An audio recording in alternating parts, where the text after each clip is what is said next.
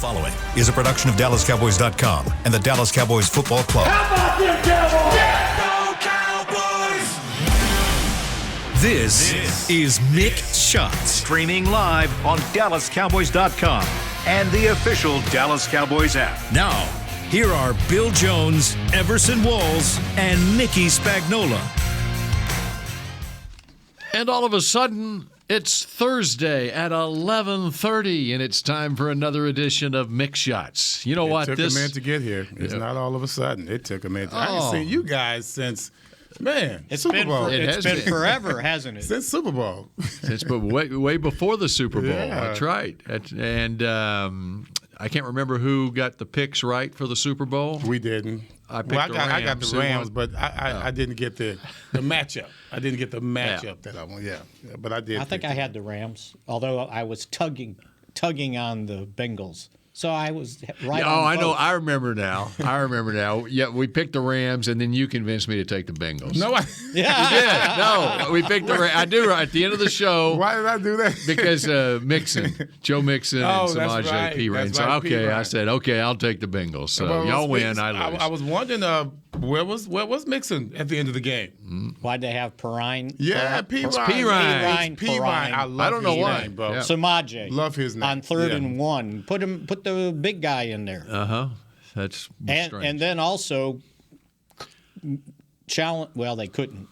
Probably didn't have time to challenge the spot because Right. it was a bad spot. Yeah, it was. It might have made a difference on thought fourth it was. down. I thought it was a bad spot. Because on fourth down, I'm sitting there, do not throw the ball. Do not throw the ball. Do not throw the ball. And he tried to throw the ball. Oh, that's too much. Okay, so how good of a drive was it to give the Rams the lead?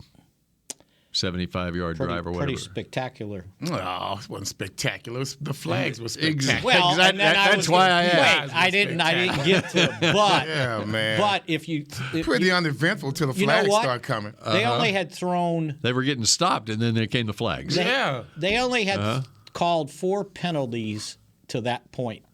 And then they called, if you count the ones that got offset that didn't count in the total, there was 2 there and 2 more, 4 within a 3-play period. But it was like afterwards on all the studio shows, they're talking about what a great drive it was and one of the great drives in Super Bowl history. Hey, come give me a break. And as I'm watching it, I'm going, okay, now they get another shot. You know, We have they so get down many inside great the red drives zone. at the end of Super Bowls. I mean, think about it. Say If they don't throw that ticky-tack hold on third down, it's fourth down now. It's fourth down. Right. And if they don't call the roughing penalty in the end zone, that's a hold, and all of a sudden now it's first and goal at the 14. That's right.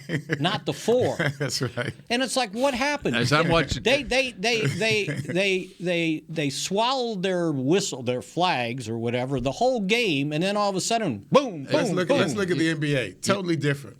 You have to almost The knock other a way man around, out right? to get a call at the end of the game. Even shooting. I watched the game last night. Curry fouled the guy while he was shooting the 3. The 3 ended up winning the game, but that was an and one as well. They didn't even call it. If he would have missed it, that would not have been a call. NBA will swallow their whistles. And they also, especially the last minute of a ball game. and if they wanted to be ticky-tack on the one play during the drive, there was a false start, right? Everybody moved but the center. And they didn't call anything. But then they call, I get it, the guy's hands were on. He did not impede that guy's progress. That's the difference right there. His That's hands the were difference there, right but there. it wasn't like... You can put the receiver has an opportunity to put his hands on you as he's approaching you. He doesn't necessarily push off, but he's going to offer resistance to get away from you. So that could always be construed as a push off or making contact. So you have the ability on the right as a cornerback and wide receiver to make contact with the opposition.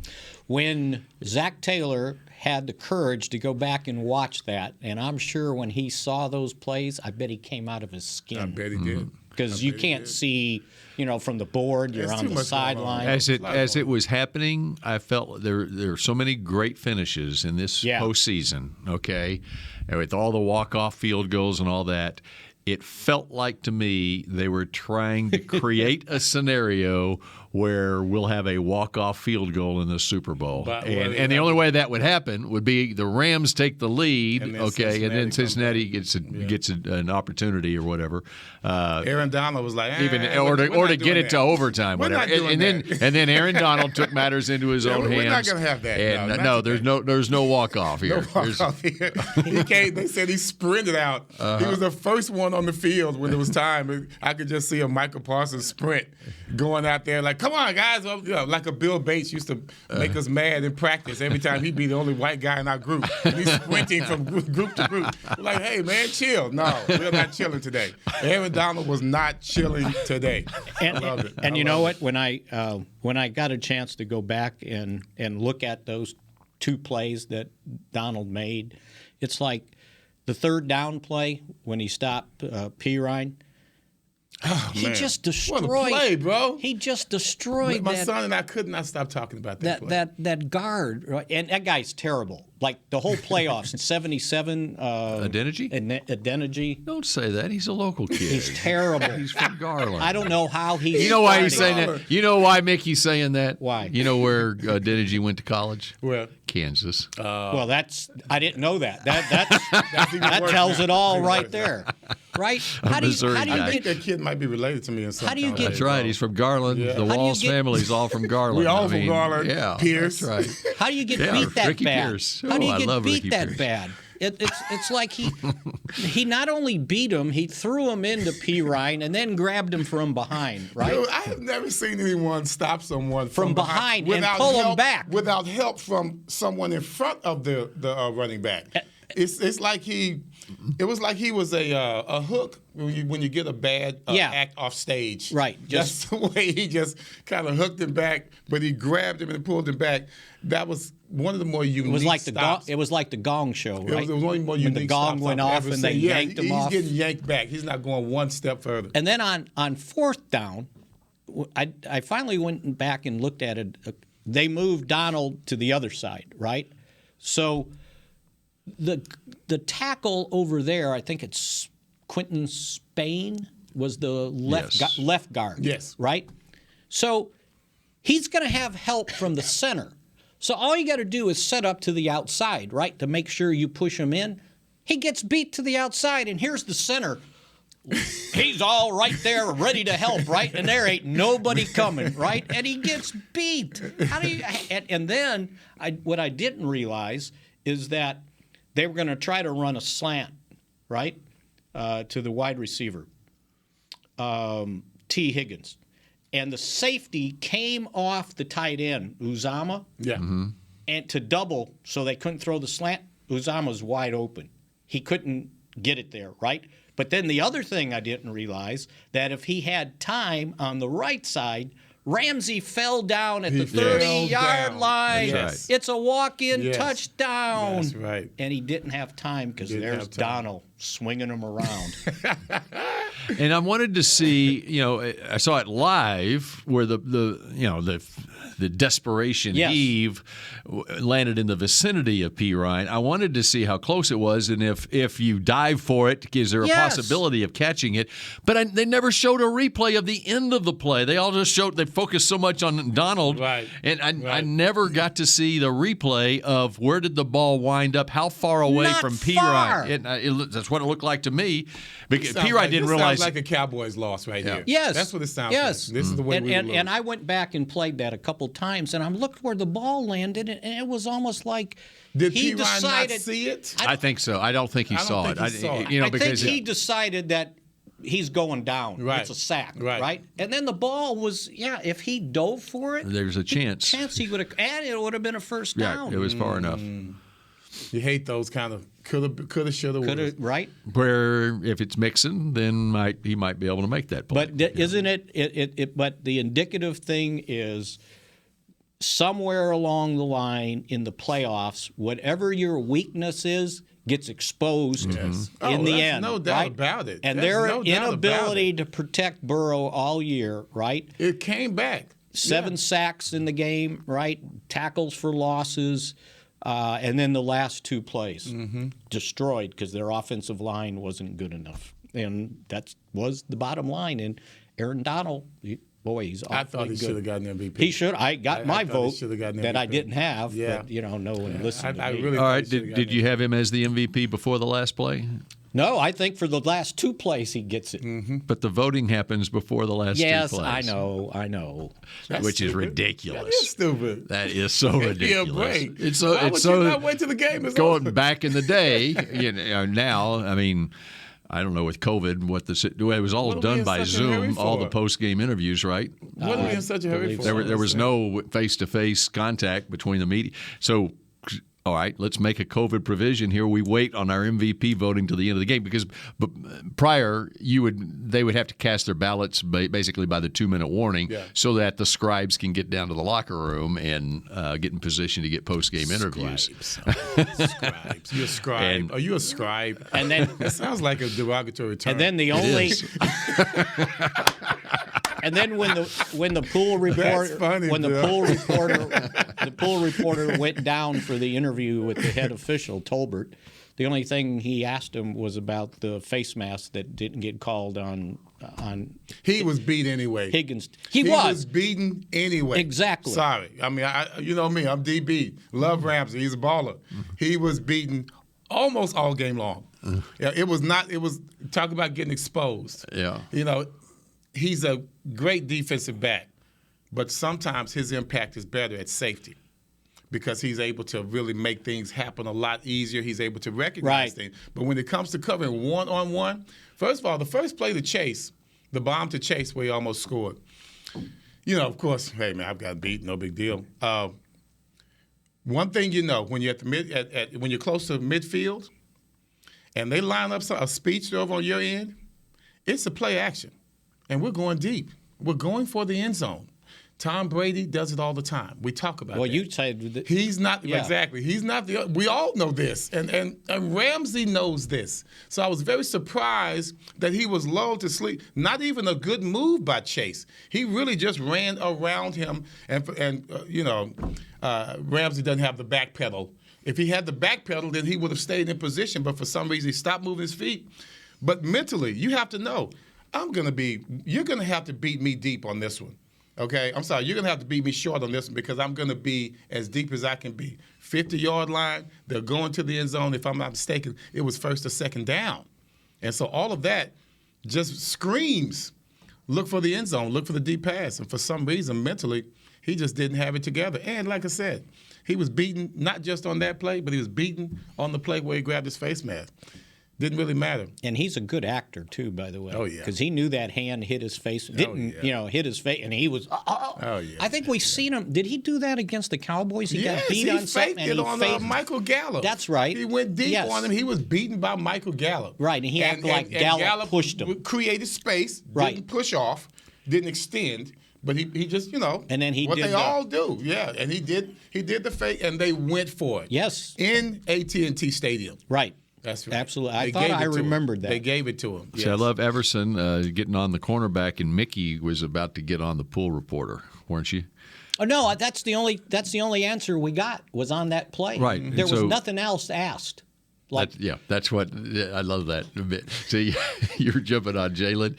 Mickey's jumping on the pool reporter because he didn't ask enough good questions. He didn't ask any questions There was outside more that stuff. one. More stuff. Mickey wanted to be that pool reporter, That's right? Hold up. You've Hold been in up. that position before, Here's right? The question. And I Here's did the same question. thing he did. I threw up my hands and say I give. Here's the question. We ain't getting anything here. Matthew Stafford, Hall of Fame? Well, Hall of Fame. I'll Hall give of him. Fame, I'll Matthew give him Stafford. credit for, being able to. No, what do you do about something like? I mean, guys so with reactive. Detroit for 12 years. I mean, know. when you're saddled with a franchise like that for 12 years, and he was number one pick in the draft. So I saw. No, I'm He was saying there too long. He had some chances to do better. It's not like he had a bunch of bums on his team either. I'm NFL sure some of the players that he Yeah, played with right. are like, Didn't he Megatron? Didn't I he was play pretty- with Megatron? that Right. was pretty good. I mean, were we bums, guys? Was he the only good player on the team? I mean, come on, man. I'm sure his former teammates are not liking this at all. Seeing that, I saw before the game they had. It was NFL.com. They had a list of ranking the 65 Super Bowl winning quarterbacks, right? And they had their records in the Super Bowl, but it was for a career. 65 winning quarterbacks. That's what they said. We haven't played. We've only had 56. Well, how many? What? We've had 56 Super Bowls. That's what they meant. But they had 65 listed. Maybe they had 56. Maybe just the quarterbacks played in the Super Bowl? No, that that's would be not double right. that. I mean, there have been quarterbacks that played in multiple Super Bowls. You got Earl Morrow. Right. He would be in. Anyway, whatever. With Johnny U. He and Johnny U were good. Well, so I mean, a tandem there. seven of them are Brady, right? Mm-hmm. So Yeah. 7 quarterbacks lost that might not have been in the ranking. Okay. Anyway, There you go. Aikman was 15th. All right. Among Super Bowl quarterbacks. Yeah. And this is on their careers or how they played in the postseason or Super Bowls? Originally, I thought it was. Or how they just played in the Super Bowl, right? Yeah. Just in the Super Bowl. They had their records for the Super Bowls, right? Aikman had he tied for the third most wins. He was 3-0. He's number 15. Right. There was two guys. There was 2 guys with 4, Montana and Bradshaw, and then Brady was first. So How did he end up number 15? well, I did, and then it said it was a you should career. really come better prepared. It was no, you didn't let me finish. I mean, I'm just saying. If I was said a it was professor, I the wouldn't be happy with career. that. It was the career. Okay. But they chose those guys, and he was 15th. Right? He was behind Fran Tarkenton. What? He was behind Ben Roethlisberger. I just saw all this stuff, and I said 15th, and the comment was his peak was too short, and they only gave him up to 96. They didn't include 98 and 99 when they went to the playoffs, right? Steve Young was ahead of him. Steve Young didn't start as many years as Troy did, and he only won one Super I don't Bowl. understand this. And I was like, what is this guy doing? 15th. Who wrote this article? Greg Rosenthal. We got to check With that 2 out. G's on Greg. Mm-hmm. So There you anyway, go. Interesting. I thought so. You need to come up with your own. Yeah, I should. And then And where would just have a convoluted system. and have the Aikman efficiency ratings, and he'll be number 1. And they were promoting the Mannings because they each won 2 Super Bowls. And I said, well, Troy won 3. What? All right, where was Eli? Right. I was just going to ask that. Where was he? He was ahead of Troy. Oh, This is crazy. there's no way. Yeah, he and Peyton both. So I had to find out the parameters on this thing. It's just it doesn't make any sense. No, it doesn't. Yeah, you're In looking fact, that up, I've got to aren't you? look up. I've got my list. I left it upstairs. See, Bill's got to take over. I'm gonna look it up, and I'm gonna have more information on this coming up shortly here. And Mickey, I see. Lo and behold, your legal pad is full of notes once again this it week. is. Man, Everson getting on you not being prepared for the show. Look he at wasn't that. prepared for that particular Okay, item. Yes, yeah. these I are- wasn't planning on talking about it until it kind of came all up. right, he's about to prove all of us wrong, and he's going to empty his legal pad when we come back here on Mick Shots. Brace yourself for an existential question. Has your butt been having enough fun lately? Have you been treating it well? Has it been going places? If not, then it's about time you start using SeatGeek. SeatGeek is the best way to get your butt tickets to live events. Just ask the thousands of other butts who have rated it the #1 ticketing app. So what are you waiting for? Download the app now or visit SeatGeek.com to get tickets to sports, concerts, and live events and make your butt happy. SeatGeek. Get your seat in a seat.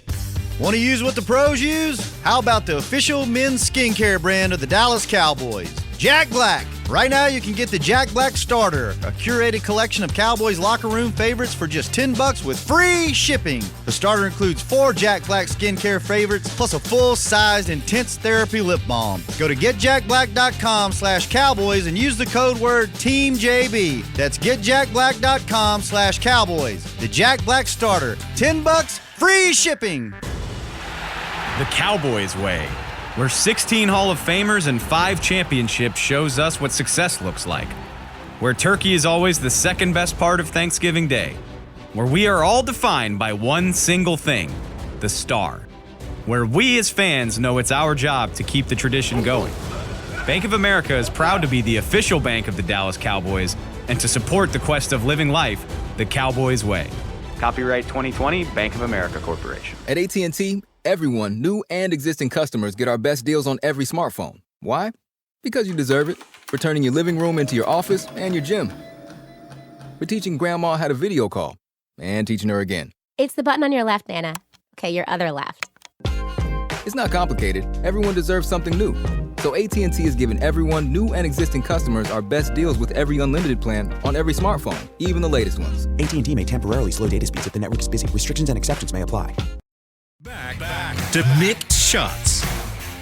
K-Post Roofing and Waterproofing, proud partner of the Dallas Cowboys. From corporate homes to your home, have your roof checked by choice, not by chance. Call now, 214-225-4860, or go to www.kpostcompany.com. That's a new read, right? No, I did it last week. You did it last week? Okay. You weren't paying close enough attention because you were remotely joining us last week. True. How was your week? Your Super Bowl experience. It was good. I got the heck out of there on Saturday. So that wasn't you I saw Sunday night on the streets in downtown? No, I was in another L.A. I was in Louisiana. So, yeah, me and the wife were in Louisiana, went to a little casino, had a little fun, and had a little appearance. I was with Dalton Hilliard. Yeah. Willie Rofe. Remember him? And Dr. Doom from Jackson State, Robert Brazil. Wow. So we were all there just kind of signing autographs and doing the Super Bowl watching party type thing. And it's so funny. I was trying to, watch the play. And I Shreveport? Arizona play. No, we were actually in Kinder, which is down by Lake Charles. Oh, yeah. Yeah, that was a heck of a drive, by the way. You could just feel yourself going down to the bottom. I mean, man, you could just feel it. But no, it was a good game. And at the end, there are certain people in there that really care about what happens at the game. Yeah. But when you're talking about gamblers, they if all you don't worry hit your about numbers. That's all they worry about. They could give a crap who's winning. So now they want the autographs. So now they're in line.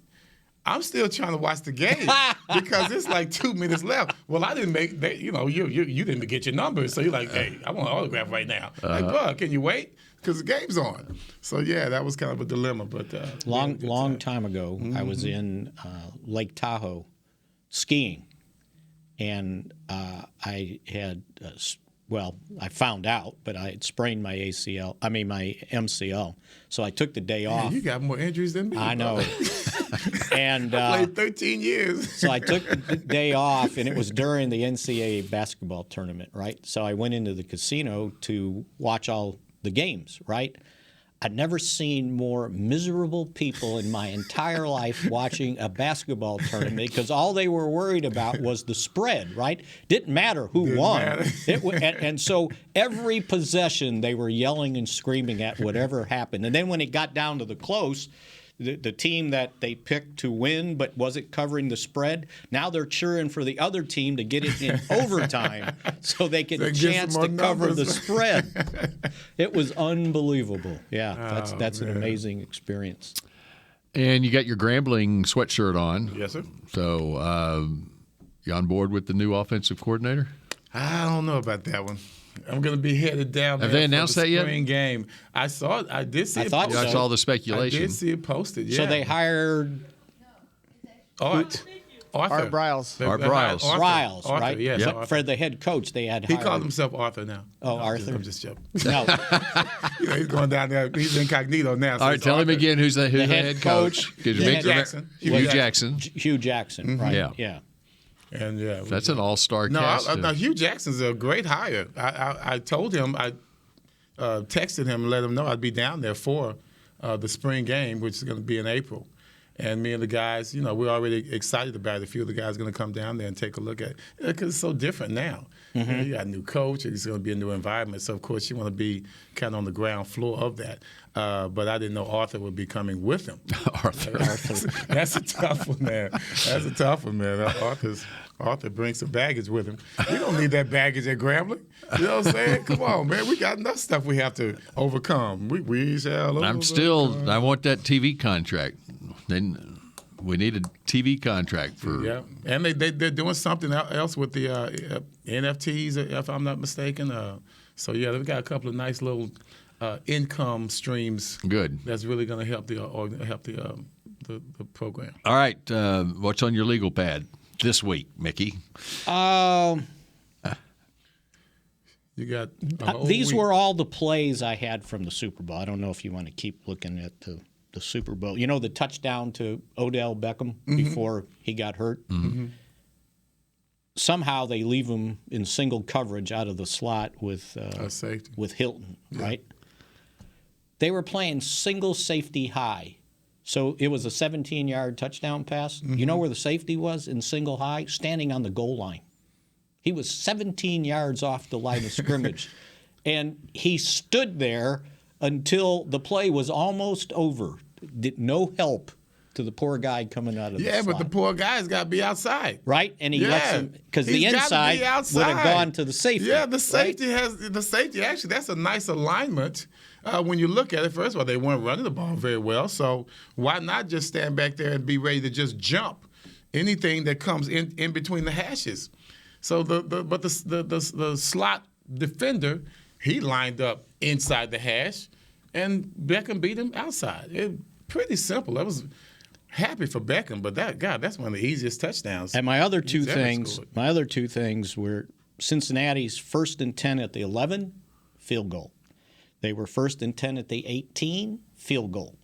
That's 8 points they left on the field. And they've been doing that all playoffs as well. Can't kick field goals. They've been doing consistently that as won. well. Right, McPherson was kind of their MVP during the playoffs. So it comes back that to was bite you. that was the other couple things that I had. Oh, and the guy that was inactive, Hargrove, comes off the bench to celebrate the interception.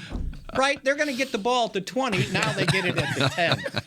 And it was pretty obvious, didn't really right? See that? And he's waving his towel. It's like, what are you doing? I said, well, he was inactive. He just wanted to get on the field in the Super Bowl. Right? He's going to get cut. Golly. And so when you talk about the coach watching film and then how he reacts to these things, he's going to cut that guy, okay? I mean, if he wasn't good enough to play, and I don't know if he was hurt. And it's not Hargrove, it's Hargraves. Well, yeah, right. Vernon Hargraves. Okay. Either way, yeah. But okay, they make him inactive. I mean, I'm just thinking in that coaching room. Okay. Okay. All right, we don't have to use Hargraves this week. So, okay, and there's another coach across the room. He said, oh, good. He can't hurt us this week. I can save my job. Yeah, I can save my good, job. good. I don't have to put him in. Yeah, good. Yeah. He's not going to screw up this week. Good. I can get through this week. And, there he goes. You have to assign a staff member. Who let him be on the bench? See, put him in a suite. No one got room up in that suite. The get back coach has more responsibilities now. Get back coach. Yeah, the get back coach. That was John Blake. Yes, that for was Switzer. He did it at Oklahoma when they hired him here as the defensive line coach. Mm-hmm. He basically was the get back coach. Man, you got to get back, man. You got to get back. Oh, and speaking of Odell, and it looks like he tore his ACL. Did they ever confirm that? Yeah, they did. I didn't see a confirmation, but I think it looked like that's what happened. Sure Check this out. So, everybody makes a big deal about them getting Odell, and so I looked at his salary, and get the right page here. So he basically was 800. Oh, I know what it was. So his playoff money. So he had basically a $700,000 like a veteran minimum deal. Plus a signing bonus, right? So he's like 1.25. So the playoff payouts this year for being in the games, if you're in the wild card game, you get paid $42,500. Division game, another $42,500. The conference championship, $65,000 plus $150,000 if you're in the Super Bowl. So he got another $300,000 there, but which is what all the players got, right, for the winning. His incentive package with the Rams. Did we get that stuff from being in the playoffs? I think you got not that much. You're talking about you? I mean, as a team. Per player. Per player. He probably got $3,000. I don't. Not 42. You don't. Oh, maybe they didn't give you your check. I think we got Jack. You don't recall getting anything? No. You just played it was for the. part of your incentive. Gil would put that into the. Everybody had that in their own. Yeah, but this incentive. came from the NFL. No. What? You need to check on that. Yeah, check on back. They might owe you something. I don't even know to check on anything. We did not get that. I promise you. So anyway, when he signed his contract, no wonder they're so happy when they win. Oh my God! When he signed his contract with the Rams, so this is personal. If the Rams get a wild card win, he gets $500,000. Got that. Yep. If they got a division win, $750,000. That's in addition to the 500. Yes. Right. So and you're if he at gets $1.25 million. If he gets a conference win, $750,000. That's $2 million. And if they win a Super Bowl, $1 million. So $3 million. So he made another $3 million. And by the way, when everybody says, well, they just basically stole them, well, that $3 million is going to count against their cap in 2022. Okay. Wow. Yeah. Interesting. So you don't just, That's why that's why he had that ugly cry, huh? That ugly cry face. Well, and he had reestablished himself exactly in this league, and then he tears his ACL. Which unfortunately, I mean, not only as a marketable player, but for a new contract for this coming off season, and then he tears his ACL, and it happens in February. So even if it's a clean ACL where you're coming back as soon as possible, I mean, even 6 months out, that's August before you're even. So. And Gallup's facing the same thing. Yeah, but his was sooner though. But they hadn't done the surgery until I think this week, maybe. Why? They waited They till let the swelling go down. And damn, took that long. Now on ACLs, depending last week. It was 1st of February at least. Yeah. All injuries are not the same, and so if it's an ACL where you can come back quicker, I mean, we've seen it before where guys have come back within 3 months. And so the younger the better, of course. Yeah. But Becker's in great shape. You know how it is. His legs are very fine-toned, very well-toned. I think he'll be okay. Yeah. I think, the way they've gone with medicine now, medication and procedures, man, these guys are coming back off of ACL. Seems like it's almost like the pitcher's elbow, right? The Tommy John surgery, you're better. Sometimes they just go ahead and go ahead and do it, and you'll be preemptive strike. Exactly. Just go ahead. 2 years later, you'll be good. Right. Yeah. That's it. And then the other thing I noticed, everybody was giving the Rams credit for basically going all in, as they say, to win the thing for Von Miller. Well, and others. He only cost them, from a salary standpoint, $700,000 to play 8 games because Denver had already paid $9 million of his $9.7 million base salary because it had incentives was as well? Guaranteed. I didn't see what if he had any incentive because they just picked up. But see what happened with Odell? Didn't he just got cut, right? So they had to sign him as a free agent, but he had already made that guaranteed money. Existing contract followed him. Right, exactly. And so basically, what Denver did is they paid $9 million to get a second and a third round draft choice because that's what that's the price. That's the price that the Rams paid was the second and third. And Denver said, okay, I'll spend $9 million here to get 2 draft choices, right? Yeah, absolutely. And to get rid of Von Miller. In four playoff games, he ended up with 4 sacks, 14 tackles, and 6 tackles for a loss. Now that they won the Super Bowl, they can sit there and go, okay, it was worth it, right? It was. Right? I thought it was. You look at the Stafford trade, they've given up that was draft picks. Was huge. Yeah, it was. So now they're going to be other teams that follow the lead of the Rams now. But you better win. Well, they better have the picks too. Right. You have to have the picks, and you have to have the team that is ready right now. And trust me, they were a little shady and shaky there for just a second. It was about week 13. Yeah. Matthew Stafford was having his Detroit dreams, I guess you might call it, because he was throwing pick sixes. He threw a couple of pick sixes from week 13, I believe, or week 14 on out. There was 2 pick sixes And he had amassed about 6 interceptions at that time. And I remember telling you guys, my son comes to me and like, what's up with Matthew Stafford? And they'd lost Robert Woods, so they get Beckham. And then they lost their tight end. Mm-hmm. Higbee. They were down to their third tight end, by the way. And boy, their tight ends are good because even their second string tight end was doing well. Then the third tight end comes in doing well, third string. So they ended up they have 4 picks in this coming draft, none in the top 100. So none in the first, second, or third round. Right, basically. Yeah. All right. So let's bring it to the Cowboys. All right. We talk about. Okay, you have to do what the Rams did. Okay, and I'm not talking quarterback, but other positions of need on a team. And you feel like, as I think the Cowboys feel like, that you've got the nucleus here. All right. Is that a road that the Cowboys should think about, where you are giving up draft picks to get veteran players who can? Is this team in a position now? But are you going to get veteran players, number one, on the cheap? Right. Because 1.25 and 700,000, they got those 2 guys. Now they paid dearly for Stafford. Or you're putting yourself in a position. This is not a decision to be made at the outset of free agency, but in a position where you are willing, mid-season trade deadline, give up a second and a third. Now, obviously, you got to start the season strong. Let's say you start the year like the Cowboys did this year, 6-1 or whatever. And now you're at the trade deadline. Are you?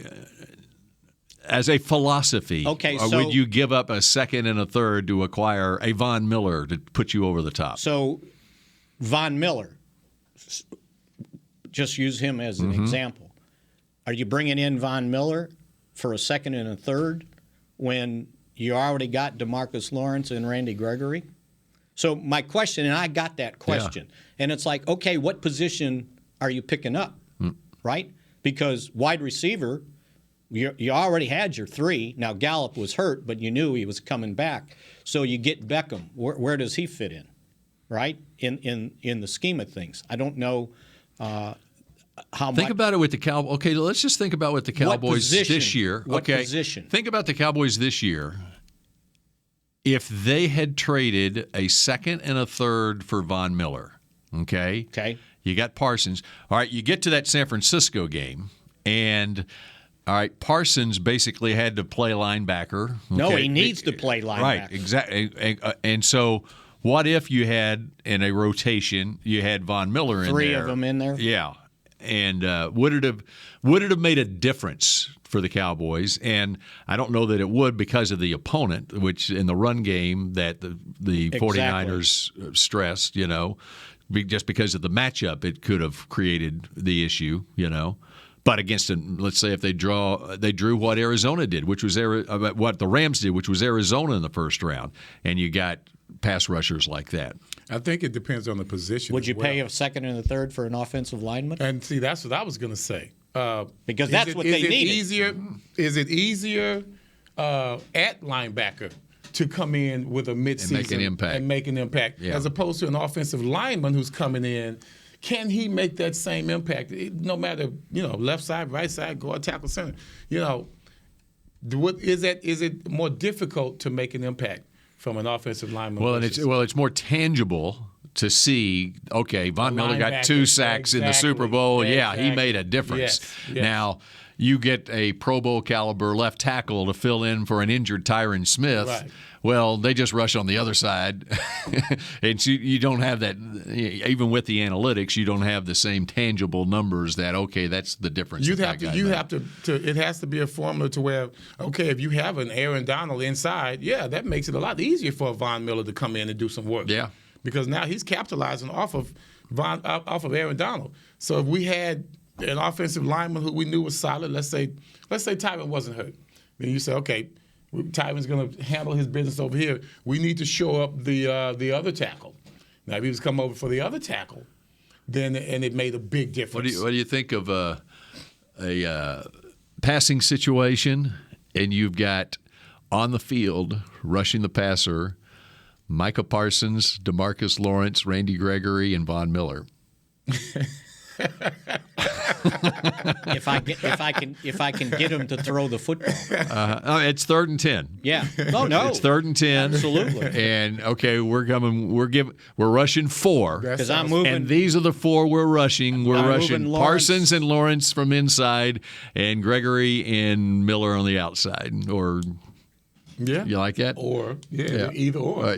Whatever. Yeah, however you want to do it. And you can hold the team to 20 points instead of 23. So it would. Can I get a defensive tackle to help me with 167 yards rushing? That's my point. There you Our go. impact would have been from the rush standpoint. We didn't necessarily need the pressure. We needed to show someone. How about A'Shawn Robinson? You like A'Shawn Robinson, the defensive end for yes. For the Rams out of Fort Worth, Arlington Heights. He was balling. Yeah, that's right. No, he was at tackle, though. Yeah, he's a defensive tackle. I mean, they run in a 3-4. He's a defensive. He balled all season. I really like it. He's an interior. Did you hear what defensive line. Collinsworth kept saying in the game? Oh, A'Shawn Robinson in. Okay, don't run the football.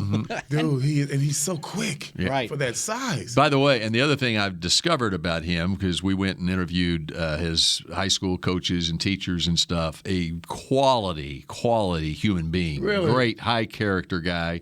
He goes to Alabama, whatever.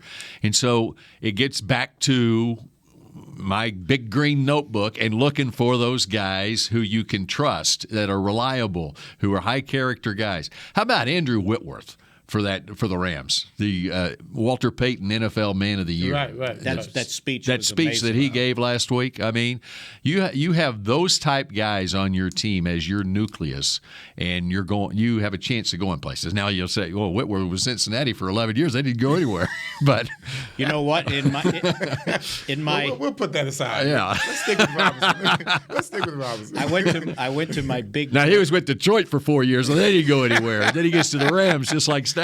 I went to my big green brain, right? And when I was watching Donald, and I remembered seeing him at the Senior Bowl, right? And everybody was talking about this kid from Pitt.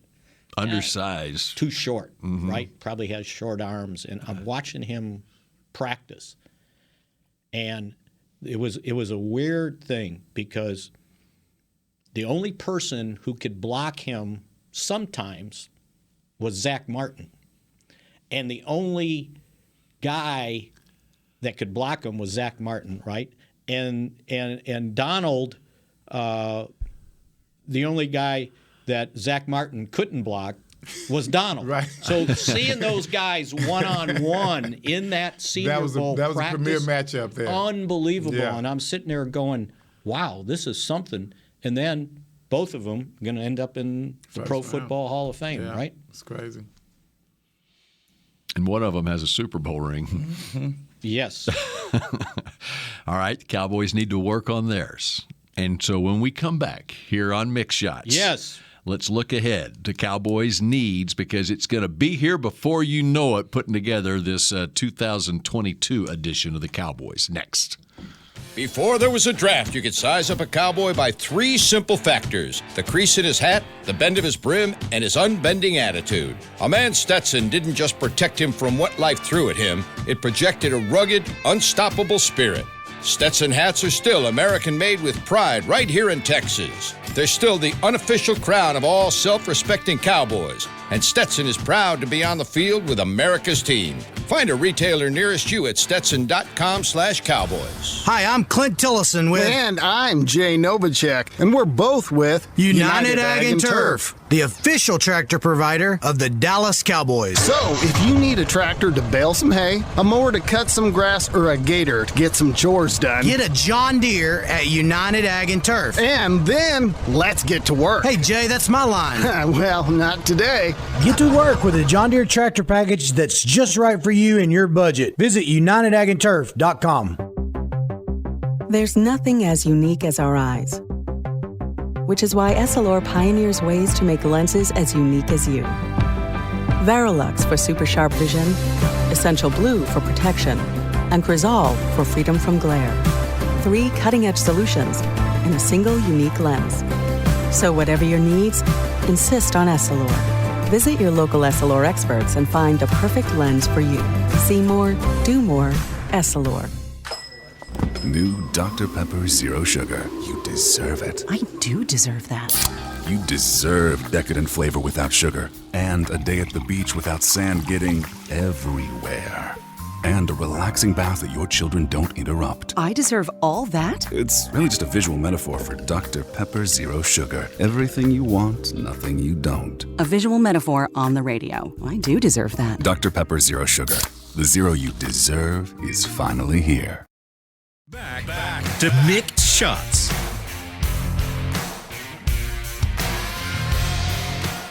Whether you're watching from home or cheering in the stands, with Essilor lenses, you'll see every exciting play. Book an appointment at your local Essilor experts and find the perfect Essilor lens for you. See more, do more, Essilor. That's why I don't watch that crap. You know what I'm saying? Does it just pisses you off? You just off? start learning stuff like, wait a minute, Butler over Woody? Come on, man. Okay, we're talking Hall of Fame. Okay, we're talking Hall of Fame crazy, here. man. No, I'm bitching about Hall of Fame. We were talking about Hall of Fame in the break, so now let's talk about Hall of Fame on the podcast. Well, and go ahead, Mickey. I was you going got to say, the floor. you can name the 5 guys there. You got them. Yes. I have them right here. And, all right, getting in were Sam Mills. Leroy Butler. Yes. All right, no, I'm doing it in order of their year of eligibility, okay? In his last year of eligibility, Sam Mills gets in. 20th year gets in. All right, Leroy Butler, his 15th year of eligibility, gets in. Tony Boselli, his 15th year of eligibility. He was with gets me in. when I didn't get in. Bryant Young, his 10th year of eligibility, gets in. And by the way, those are the 4 who were waiting the longest out of the finalists this year, were those 4 right there. Did you just say Bryant Young? Yeah, Bryant Young, 10th year. Went to my high school, by the way. Oh, there you go. And then who was the 5th guy? I can't read my own writing. Did you do Richard Seymour? Seymour was in his 5th year of eligibility. But it was the 4th time he was a finalist. So that's from Patriots? Yes. Okay. Yes. And then Cliff Branch got in as the senior. The late crit. He passed away. Yeah, the late Branch. And then Dick Vermeil got in as a contributor or coach, whatever Art McNally. Oh, by the way, so you saw how they announced him, right? They had somebody from the team that's in the Pro Football Hall of Fame present. Brett Favre did Leroy Butler. Steve Young did Bryant Young. Ricky Jackson did Sam Mills. Ty Law did Richard Seymour. And the next guy to announce was Emmitt Smith. So I said, oh, DeMarcus Ware. And I wrote it down on my sheet right here. You could see it. And it goes, Art McNally. And I'm going, Art McNally? He was the old official. Yes, I know who it is, but I'm trying to figure out the connection between Emmitt Smith. Because he's the one that came up with the idea of the Emmett helmet rule. Oh, yeah. Not taking it off until I take it off the helmet. Yeah. I'm thinking they had gotten Emmett maybe. Well, no, they already knew who was in, right? But when they got Emmett up there, I said, okay, he's going to introduce DeMarcus Ware, right? Nope, we ran out and you only got 5 of the modern day. That's weird. And then when they got to Tony Boselli, Jacksonville doesn't have anybody in the Pro Football Hall of Fame, so they got the guy Get Jimmy or something. They went up against, and it ended up being Bruce Smith. So they would have butted heads. That's very cool. Against each other. There you right? go. Yeah. And even Vermeil was Kurt Warner, right? Yeah. So it was like, okay, they did a switch and bait there on me. Yeah. But what they did, and you mentioned how many years these guys had been in there. Like Sam Mills that was his 20th last year of eligibility. So if he doesn't get in, He's in the seniors category. Oh well. And guess that's the way it goes. And guess what? Okay. That's a long line, right? As you know, right? Good luck to you there, buddy. So I was thinking they were deciding. They know. They'll take care of those seniors the next centennial celebration. They know DeMarcus. They know Ware's going to get in, right? I'll still be here. Yeah, right? We'll see if we're still doing Mick shots. They'll do that the bicentennial celebration. You'll get in, Everson. Man, I can get mad about myself all I want, but, man, I talked to Woody like a couple of weeks ago, man. And I didn't know, because you guys had told me he had been up so many times. So we were talking about something else, about another appearance or something. And I just kind of talked to him about it like, man, I didn't know. I just felt so bad for him, and of course, at the time I talked to him, then he had been eliminated again from this year's running. It just makes zero sense to me. And then you start talking about Leroy Butler. I mean, now once again, these are good players, right? Damn, they're great players. Not knocking, knock on quality, them, right? But I mean, why the their inclusion? Why is this Cowboy thing? It feels like there's this that they're not including a lot of our guys that really deserve to be in there. You start talking about all these other defensive linemen. Then, of course, I'm going to go to Harvey Martin. You start talking about safeties. Man, the Cowboys had so many damn good safeties. It's ridiculous. You're talking about Woody, number one. And then, I mean, come on, man. It's just the fact that these things are taking so long. And once again, it kind of makes me upset that the Cowboys kind of did them to themselves. Especially the old regime. Here's in the Ring of Honor. Yeah. The interesting thing. Here's the interesting thing when you compare Darren Woodson and Leroy Butler, is because their careers happened at the same time. Basically, right? I think Butler was in maybe 1 year earlier. Yeah, he's 90, was he 91? Oops, does it say? 90 is when 90. He came into the league, and so they mirror each other as far as their careers go. And so Butler was a one-time Super Bowl champion, 4-time first-team All-Pro, 93, 96, 97, 98, and 4-time Pro Bowler, and he was on the All-Decade team. Okay, Woody, 3-time Super Bowl champion, 4-time first-team All-Pro, 94, 95, 96, and 98. Basically, those are your two safeties side by side on the first-team All-Pro team, okay? 5-time Pro Bowler, so one more Pro Bowl. For some reason, Woody's not on the All-Decade team, okay, and Butler was. All right, and here's where it gets down to career stats, okay? I was going to say interceptions. Butler had 989 tackles. Woody, Cowboys all-time leading tackler, 1,350. Okay, and let's put an asterisk there because how many good players the Cowboys have had over the years on their defense, and he's still the leading Isn't that tackler. crazy? 1,350 tackles. Okay, I did not know that. All right, sacks. Butler had 20 and a half, and 11 for Woody. Okay, that's how you using them. It's a system. Woody's covering the slot guy. He's covering Jerry Rice over here. Is that stat in there? Right. Yeah. No, there's not. How many times Butler had to cover Jerry Rice? Yeah, right. Which is zero. And so, and never put to him your in point, coverage. Interceptions. You can't cover like Woody. Interceptions, 38 for Butler, and Woody's got 23. And so that is the stat that got Butler into the Hall of Fame. So and 57 ain't enough then? Right. Just saying. Right. But see, they keep moving the sticks. Uh-huh. That's what makes me mad. Well, it's because you got this, and I'm not talking about you, but that's how they explain it to us. Mm. You're moving the sticks here. Well, you didn't have it. Well, you didn't win the Super Bowl. Yeah. Well, then you didn't do this. Yeah. But okay, come on, man. Stop moving it. Stop moving. I can't shoot a free throw. That's the one that bothered me because Ware's going to get in, right? And I understood what they were doing. They were cleaning up, but there was no reason why. Don't be cleaning up, Jack, because you didn't clean up. You ain't clean up a damn thing. Clean up enough. Well, here's enough. Now wait. The problem I had with Ware is are your 20 years. Oh, they were way up. See, once again, mine was a different situation, always unique, but they never even. They never even put me up. Cowboys never put me up until the last year of eligibility. So mine was a true Hail Mary. That was your last year? That was my last year of eligibility. And they didn't clean up. That's the tragedy there. Mm. So they didn't want to clean that up because that's too much cleanup. You know what I mean? That's a big oil spill. You know? So you start talking about you start talking about Woody. What's up with Woody? What's wrong with Woody? So what? You're gonna wait till his 15 or his last year of eligibility and put him in? That is, man. This process is crappy. You know, and to me, and I know what happens. I always say the reporters should not be the ones to do this. I just have always believed that.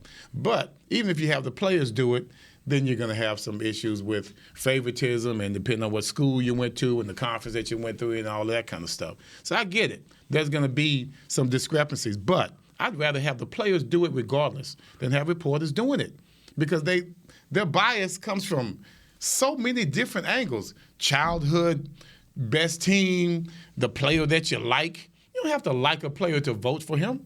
And that's what they always say now with me. Oh, yeah, we like him. He was on our show. That doesn't matter. It'd be interesting to see. So I think there's like 48 voters. Maybe they've increased it. And it's writers, broadcasters. There's some former NFL, I don't know if there's coaches on there or whatever, but it's a mixture, right? I would like to know when the voting went down, how many people voting actually saw you play. And that's my point. Because now it's turned over. And I remember. That's my point. You got to do your research. And I remember back in the day, the guy that was the columnist in Minneapolis, I forgot his first name, Hartman, longtime columnist, right? Sid.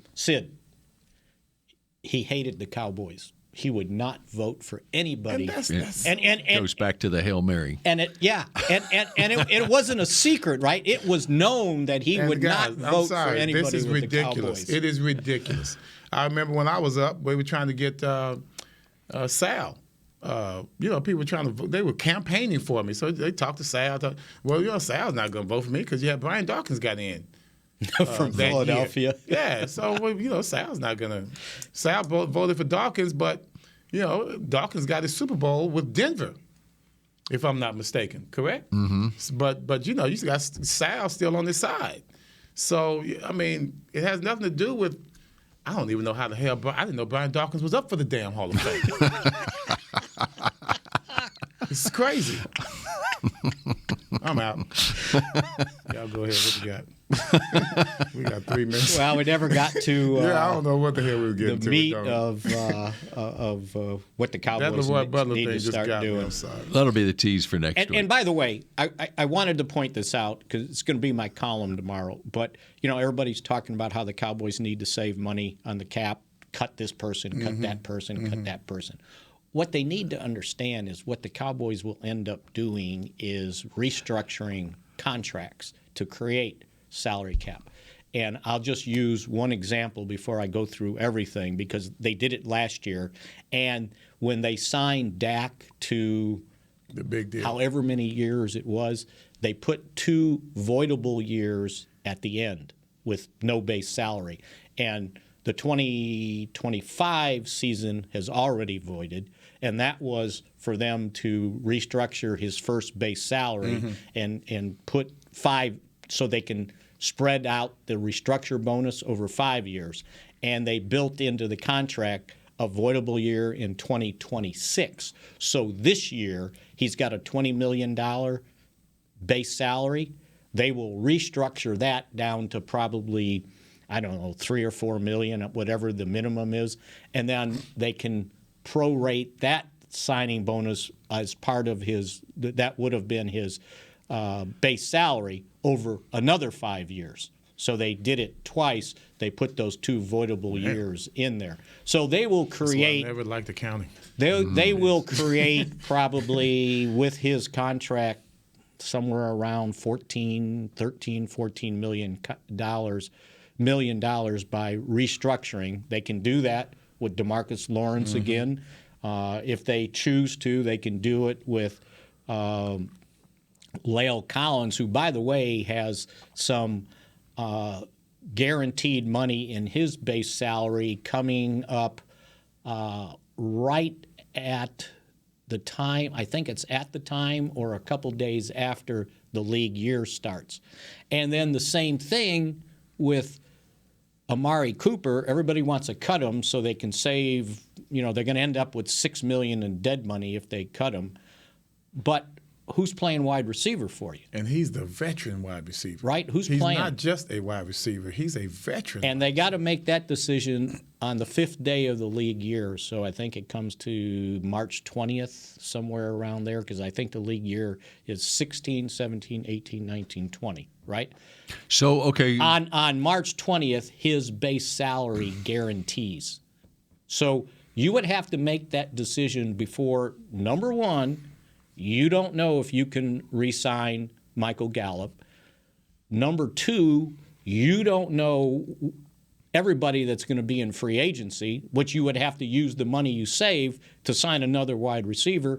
And you certainly don't know if you can get a wide receiver high in the draft to take his place. Mm-hmm. So you got to have a leap of faith to say, okay, we're going to save this money here, but I've got one wide receiver I can count on. That's C.D. Lamb. Yeah. Because not only is Michael Gallup unrestricted, Cedric Wilson's unrestricted, Noah Brown's unrestricted, and Malik Turner is unrestricted. So your 4, 5, and 6th guy, 3, 4, 5, and 6 are all unrestricted. Now you're going to have to spend something to get a wide receiver or a high draft choice, right? So is there a way in Cooper's contract where, and you may answer this, I wasn't listening, that everything. Where you can lower his You could restructure it. Okay. But he's only got 2 years left on his contract. So whatever you restructure, there's not as much room to prorate it. Right.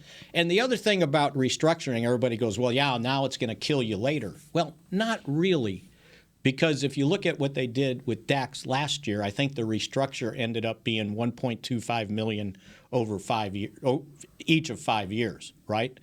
But the salary cap's going to go up immeasurably next year because the TV contract goes in, right? And then it'll continue to keep rising to absorb those restructures. So, yeah, it's not like you're adding years to the contract. You're just adding restructure bonus to the contract. But you got to make sure you have years left, and you got to make sure if I'm doing that, then this person's going to be here playing at that level that I would spend that money to keep How old is Coop? I don't think He's not that old. I don't think he's 30. I think he may be 20. He came into the league very young. He's an old soul. 28 maybe? He came in like a veteran. Mm-hmm. I'm looking it up real quick. And see, when you have somebody he's 27. Like oh, wow. June 17th, he will turn 28. So he's 28 this season. That's a veteran wide receiver you just can't take for granted. You know, the things that he did, you know, when things were going well, I don't know. You can't discount that. And as long as you think keeping all these young he's healthy, wide receivers. Right. And your young wide receivers are unrestricted. So you got to be careful what you wish for, especially with him, I think. But so if they were going to restructure, you might be able to get that cap hit down how far? Maybe $5 million. Yeah, so like it's because a $15 million hit. Part of the restructure is going to go into this year, right? And then how much does that put you on the hook for next year for him? Where if you wanted to move on next year, how much of it? Well, whatever the proration of how much you did. Yeah. Right. So it'd be a couple more $1 million. If you can stop Michael Gallup from with these injuries, because he seemed to kind of get a couple of them real tough. I think he's one of those guys. And as you look at the season, when Dak was having issues during a particular ball game, during a particular moment, Gallup was always that guy that kind of bailed him out.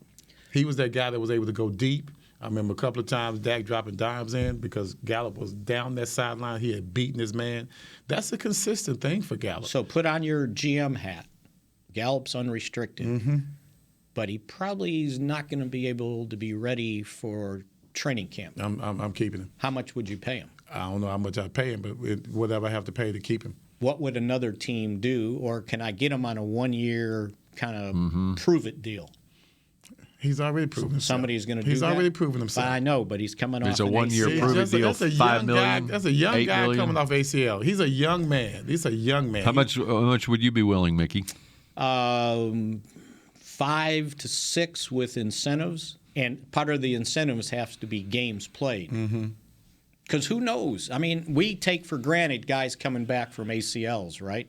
Oh, yeah, it's just an ACL. Yeah. Well, I don't necessarily take it for granted, but I'm not going to give it that much weight to where I throw away a young man who's got a great So if future. you were, say, Green Bay, would you give him a 5-year, $40 million deal? Probably would. Well, here's what you would probably be doing, too.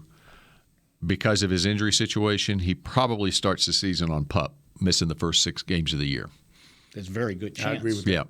So he would play 11. I mean, but you just go in knowing that we're going to get him ready, we're not going to have him the first 6 games, but we're going to have him for basically what is a full season for the last 11 regular season So for games. a cap-strapped Cowboys, can they make that bet? He's worth it, guys. Right. He is definitely worth it. I agree with you. He can get. But what I'm sure the Cowboys are hoping, and everybody else out there is looking at. Well, he's coming off this ACL. He's so damn athletic, man. Yeah, I know. And he's reliable. The way you sell it to him is these seasons go by fast. Okay, make this amount now, and you hit it. We're going to play you starting week 7, and you're going to show that you're healthy, and then you're going to hit the jackpot. On you, baby. Jackpot next spring. Yeah, that's how you sell it to them. So, all right, we're out of time. We're past time. Those are the tough decisions that they've got to start making. And I can't wait to dive into them next week. We're All going to make the decisions for them next week here on our next edition of Mick Shots. Go Cowboys. This has been a production of DallasCowboys.com and the Dallas Cowboys Football Club. How about this, Cowboys? Yeah!